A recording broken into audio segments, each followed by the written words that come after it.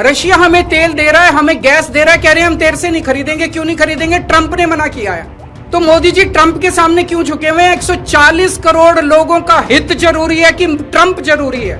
चारों तरफ अफवाह फैली हुई है कि एप्स्टीन फाइल्स के अंदर मोदी जी का नाम आया, इसलिए मोदी जी डरे हुए। चारों तरफ अफवाह फैली हुई कि अडानी को बचाना है, इसलिए मोदी जी डरे हुए। अगर आप अपने व्यक्तिगत प्रेशर को झेलने की क्षमता नहीं रखते हैं तो इस्तीफा दे दीजिए। ऐसे व्यक्ति को प्रधानमंत्री बनाएंगे हम जो ट्रंप को उसकी भाषा में जवाब दे। अरे अमेरिका की 10 कंपनियों को लात मार के बाहर निकालो, देखो ट्रंप की अकल ठिकाने ना आ जाए तो। बंद कीजिए ट्रंप की गुलामी करना। हमारा देश महान देश है, बड़ी शर्म आती है, बड़ी दुख होती है, बड़ी कौफ्त होती है।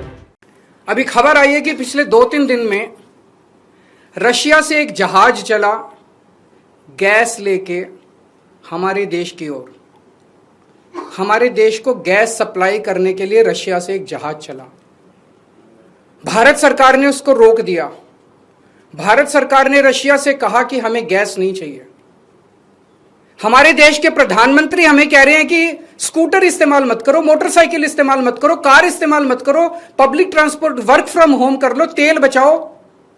रशिया हमें कह रहे हैं कि तेल की कमी है, गैस की कमी है, फर्टिलाइजर इस्तेमाल मत करो। रशिया हमें तेल दे रहा है, हमें गैस दे रहा है, कह रहे हैं हम तेरे से नहीं खरीदेंगे। क्यों नहीं खरीदेंगे? ट्रंप ने मना किया है। तो मोदी जी ट्रंप के सामने क्यों झुके हुए हैं? 140 करोड़ लोगों का हित जरूरी है कि ट्रंप जरूरी है? मोदी जी की क्या मजबूरी है कि ट्रंप के सामने झुके हुए हैं? मोदी जी ट्रंप की बात क्यों मान रहे हैं? पूरी दुनिया का कोई नेता, कोई देश ट्रंप की बात नहीं मान रहा, मोदी जी ट्रंप की बात क्यों मान रहे हैं?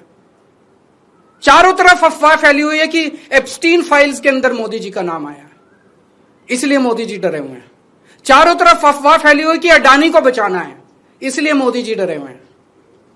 मुझे नहीं पता क्या कारण है, उनके कोई भी व्यक्तिगत कारण हो सकते हैं।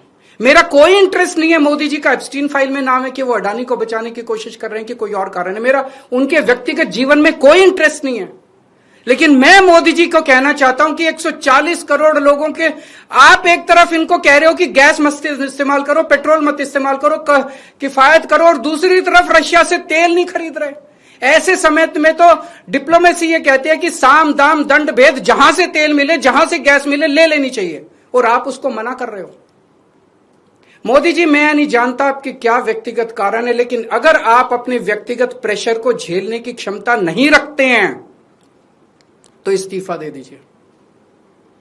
140 करोड़ लोग, बहादुर लोगों का देश है ये, जिसने बड़ी बड़ी कुर्बानियां दी हैं। हमारे देश में ऐसे बहुत लोग हैं जो ट्रंप को उसकी जुबान के अंदर उसमें जवाब देंगे, ट्रंप के सामने खड़े होकर उसकी आंखों से आंखें मिला के ट्रंप को जवाब देने की हिम्मत रखते हैं हमारे देश में। ऐसे व्यक्ति को प्रधानमंत्री बनाएंगे हम जो ट्रंप को उसकी भाषा में जवाब दे।